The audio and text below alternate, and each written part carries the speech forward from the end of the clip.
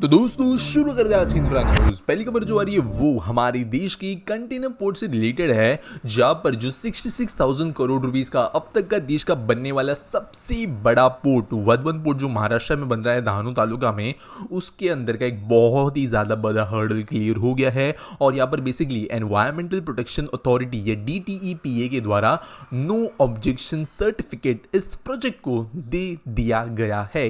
तो दोस्तों ये पोर्ट वैसे JNPT के द्वारा ही हैंडल किया जाएगा, जो बेसिकली अभी देश का सबसे बिजी पोर्ट है। यहाँ पर इसके कारण होगा ये कि बहुत बड़े लेवल पे कैपेसिटी बढ़ेगी हमारे कंटेनर हैंडलिंग की। लेकिन ये जो रीजन है वो थोड़ी इको सेंसिटिव जोन में था, लेकिन इसको बनाने के लिए भी NOC मिल गया है। यानी कि जो मेजर ऑब्स्टिकल्स आ सकते थे इस प्रोजेक्ट के लिए, ऐसे छोटे मोटे एक्टिविस्ट किया जाए, ऐसे छोटे मोटे एक्टिविस्ट के अलावा वो भी क्लियर होते हुए नजर आ रही है। और जल्द ही हमें यहाँ पर बिड्स भी इन्वाइट होती हुए नजर आएगी। अगली खबर दोस्तों जो आ रही है वो है उड़ीसा से, जहाँ पर पब्लिक प्राइवेट पार्टनरशिप के अंतर्गत नई चीजें करने की कोशिश की जाने वाली है ग्रोथ को एक्सेलरेट करने के लिए। तो बेसिकली यहाँ पर गवर्नमेंट ये चाहती है कि स्टेट के जो अलग अलग काम होते हैं, उनके अलग अलग ड्यूटीज होती है, उनके अंदर जहाँ पर स्पेशली इनइफेक्टिवनेस देखने मिलता है, वहाँ पर PPP मॉडल का इस्तेमाल किया जाए एक स्ट्रक्चर बनाने के लिए। यहाँ पर इंफ्रास्ट्रक्चर, सर्विसेज, इन चीज़ों को ऑप्टिमल कॉस्ट के लिए और सोशल इंफ्रास्ट्रक्चर को बेहतर बनाने के लिए चीज़ें की जाएगी। अब देश के अंदर दोस्तों कई शहरों ने चाहे उनके अंदर शहर का पब्लिक ट्रांसपोर्टेशन चलाना हो, उनके अंदर हेल्थ केयर फैसिलिटीज़ हो,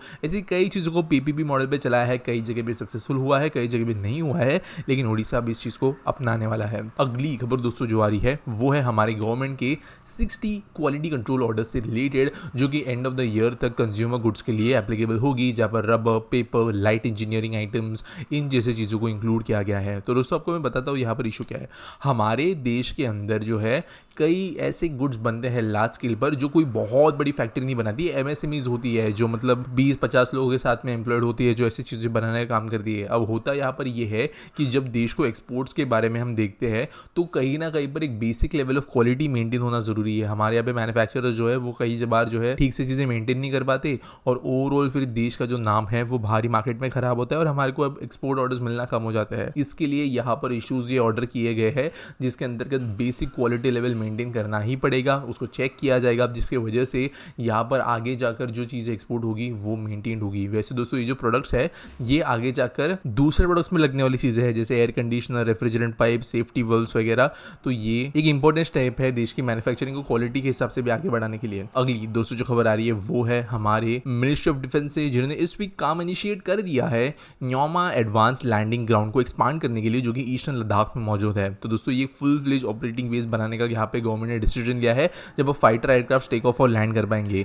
यहाँ पर दोस्तों आप जानते हो लद्दाख हमारे देश का बहुत ही ज़्यादा आइसोलेटेड रीजन है। यहाँ पर अभी multiple road projects, rail projects बन तो रहे हैं, लेकिन कहीं ना कहीं पर हम लेट है। बॉर्डर की दूसरी तरफ में अगर हम देखें तो हमारे दुश्मन ऑलरेडी यहाँ पर प्रॉपर इंफ्रा बना चुके हैं, तो हमारे लिए इन टर्म्स ऑफ डिफिकल्ट काफ़ी कठिन हो जाएगा वहाँ पे जल्दी पहुँचने के लिए। इसके लिए बहुत तेज़ी से काम चल रहा है। तो यहाँ पर गवर्नमेंट ने कहा है कि 20 महीनों में वो काम कंप्लीट कर देंगे। 2.7 किलोमीटर का रनवे होगा, जिसके बाद में जो भी एक्सिलरी बिल्डिंग्स है वो भी बनेगी, और न्योमा जल्दी एक फुल फ्लेज्ड एयरपोर्ट भी बन जाएगा। अब वैसे दोस्तों करेंटली यहाँ पर हेलीकॉप्टर्स वगैरह के हिसाब से फैसिलिटीज़ बनी है, लेकिन यहाँ पर आगे जाकर प्रॉपर एयरफील्ड बनेगी, और ये साथ साथ पूरी दुनिया की सबसे हाईएस्ट एयरफील्ड होगी, जो 13,700 फीट की ऊंचाई पर मौजूद होगी। अगली खबर दोस्तों आ रही है यूनियन मिनिस्ट्री ऑफ हाईवेज से, नितिन गडकरी जी, जिनके द्वारा इनॉग्रेट किया गया है much awaited multi level flyover Pune के चांदनी चौक के अंदर। तो दोस्तों यहाँ पर इस चौक को NDA या नेशनल डिफेंस एकेडमी चौक के नाम से भी जाना जाता है, और ये one of the most complicated road, क्योंकि छोटे जगह पर मिलते थे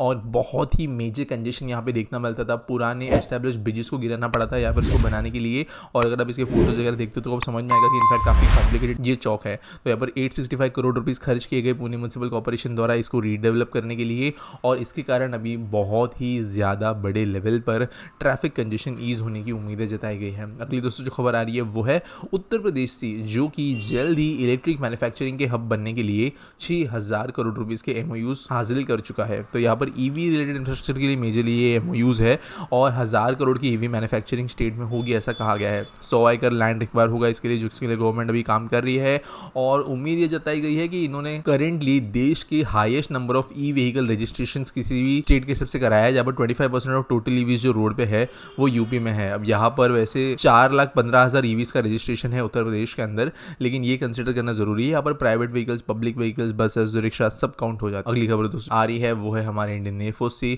जिन्होंने 4 न्यू हीरियन मार्क मार्क 2 ड्रोन्स को इंडक्ट किया है अपने फ्लीट में, जो कि स्ट्राइक कैपेबिलिटी रखने वाले ड्रोन से और साथ साथ सर्वेलेंस भी काम में आएंगे। तो हमारे जो बॉर्डर एरियाज है चाइना पाकिस्तान वाले, वहाँ पर बहुत ज़्यादा काम में आएंगे और बहुत अच्छे लेवल पर यहाँ पर हम कह सकते हैं एज अभी मिला है हमारे डिफेंस फोर्सेस। अगली खबर दोस्तों जो आ रही है वो है महाराष्ट्र से, जहाँ पर Hyundai कंपनी ने कहा है कि वो को इन्वेस्ट करेंगे 4000 करोड़ रुपए एक नया प्रोजेक्ट पुणे के सेटअप करने के लिए। तो यहाँ पर जो हेड है, लीडर है Hyundai के इंडिया के, उनके द्वारा ये अनाउंसमेंट की गई और यहाँ पे जो प्रोजेक्ट इन्होंने कहा है सेटअप होगा, ये आगे जाकर ईवीज के हिसाब से भी हो सकता है। तो यहाँ पर साउथ कोरिया के Lotte group, LG electronics company, ये भी इसी स्टेट के अंदर इसी साइड के आसपास इन्वेस्ट करेंगे। इन्होंने कहा है बेसिकली सप्लाई चेन इस बनेगी और वैसे पुणे का चाकन एरिया काफी ज्यादा आगे है ऑटोमोटिव के हिसाब से, उसी में का एक एडिशन होगा। अगली दोस्तों खबर आ रही है वो है असम से, जाके सीएम के द्वारा कहा गया है कि वो इंस्पेक्ट कर चुके हैं ऑनगोइंग बैडमिंटन स्टेडियम का कंस्ट्रक्शन, जो कि गुवाहाटी के अनंत गांव में बन रहा है। तो दोस्तों ये जो स्टेडियम्स बन रहे हैं ये देश के one of the best indoor badminton stadiums होंगे, जिनको 2030 के नेशनल गेम्स के लिए इस्तेमाल करने की उम्मीद जताई गई है।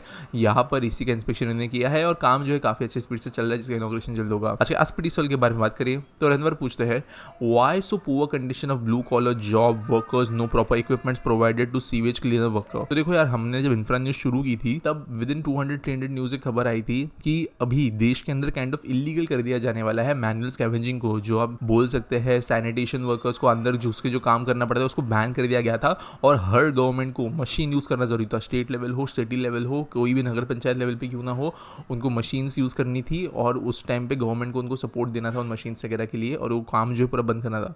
लेकिन प्रॉब्लम हमारे देश के अंदर ये आता है ना कि एग्जीक्यूशन तो किसी चीज़ का होता नहीं है ढंग से, सिर्फ लॉ एंड ऑर्डर्स जो है वो आ जाते हैं, बड़े बड़े पॉलिसीज बन जाती है। अब कई बार दिक्कत ये आती है कि जो टेंडर निकला है या फिर जो काम करवाने के लिए गवर्नमेंट तो खुद के लोग एम्प्लॉय करती नहीं है, गवर्नमेंट किसी बाहर के कॉन्ट्रैक्टर को काम दे देती है। उनके कॉन्ट्रैक्ट में मे भी लिखा होगा कि इनको मशीन्स का इस्तेमाल करना, उनको ये करना है वो करना है, लेकिन उनको बहुत सस्ता पड़ता है किसी ऐसे वर्कर से काम करवाना जो मैन्युअली काम कर दे और वैसे भी जो कॉन्ट्रैक्ट्स के अंदर जितना काम करने को बोला होता है उतना काम वैसे भी करती नहीं है, जब कोई दिक्कत आती है तब जाकर काम होती है।